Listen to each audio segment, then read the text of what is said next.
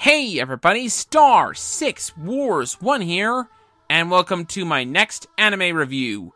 For this one, we take a look at Shin Sekai Yori, which is an adaptation of a novel of the same name. And no, it's an actual novel, not a light novel for once. Now, before when I first went into this series, I had no idea what to expect. I'd only heard it on passing mention, though what little I had heard of the series seemed positive, and I decided to see it. With that in mind, is it a good series, or was it not talked about for a good reason? Well, let's find out. First up, the story. Our story takes place in a further evolved world that has brought not only psychic powers for humans, but also new life such as monster rats. With this came a new world in which there is no war, and everyone lives peacefully. Students attend school until they develop their psychic powers, and are placed into a special school to develop these powers. Our main characters Saki, Satoru, Shun, Mari, and Mamoru attend this to develop their psychic powers, and this is where the story of our main characters takes place, as they learn to develop their psychic powers more effectively. To say anything more about the story would give away major spoilers, and this is one anime you don't want spoiled. And that is because Shin Sekai Yori is a master of foreshadowing. This anime might have some of the best foreshadowing I've ever seen, and that's why talking about this story is so hard to do. What I can say is that by the end of the story, it may be one of the best stories in all of anime. I absolutely love it. The characters were good enough, but I wish they could have been better. But I'm getting ahead of myself. Let's start with Saki. Saki is our main character of the story. At the start of the story, she has a very strong will and adventurous, but can be a little insensitive to others. Honestly, I'd say Saki is one of my favorite characters in the show. I find she goes through some good character development and is a fascinating character. Overall, a good main character. Next up is Satoru. Satoru is an energetic but brash kid who often gets into fights with Saki and can cause trouble for the group. What I like about Satoru is that as the story goes on, he changes quite a bit and it's handled very well.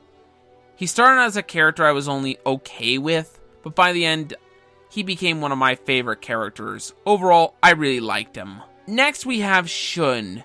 Shun is the smartest character of the 5 and the most composed of the group.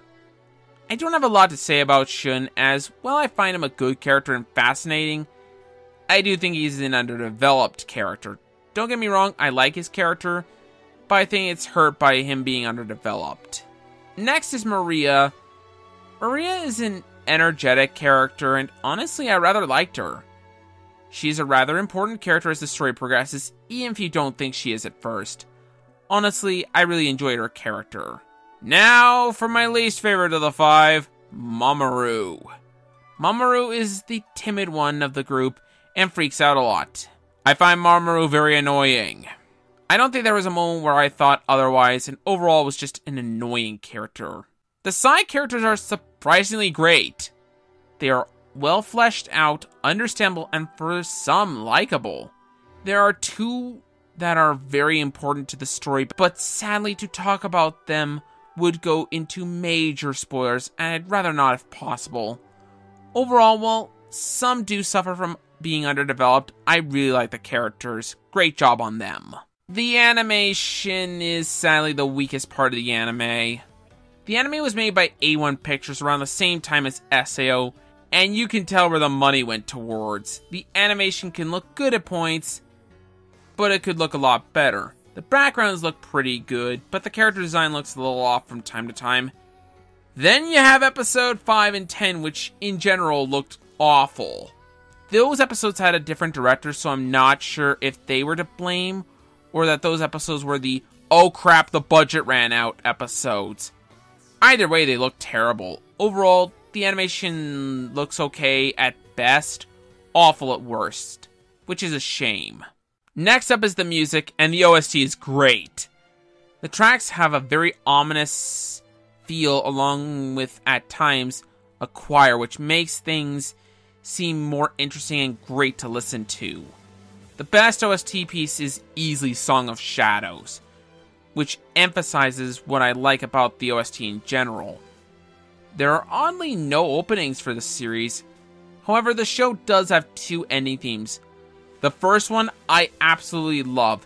It's a sad song in retrospect, but I rather like it like that.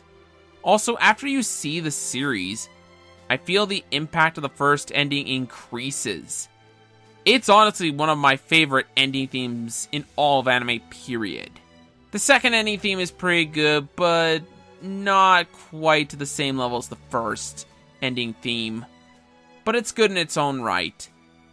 Now, should you go with this sub or dub? Personally, I watched the series subbed, and honestly I think it's better than the dub. The dub lacks in a lot of areas that it shouldn't have, and had that really stupid ogre name instead of fiends, which sounds much better. Seriously, ogre sounds stupid when in the context of this series. And the dub's cast is hit or miss overall. However, I did find that there was one notable performance of the dub, which is John Kasser as a character named Squealer. He fits the role nicely and just does a great job from what I saw of the dub. Overall, if you want to watch it dubbed, it's not terrible, but in my opinion, the sub is better in this case. Despite some complaints I've mentioned in this review, I absolutely love this series. When it was good, it hit it out of the ballpark. True, it's not perfect, but despite that, I love this anime a lot. Overall, it's a great watch that I highly recommend. I give Shin Yori a 9 out of 10. I loved this anime, and I think it has one of the best stories of all of anime.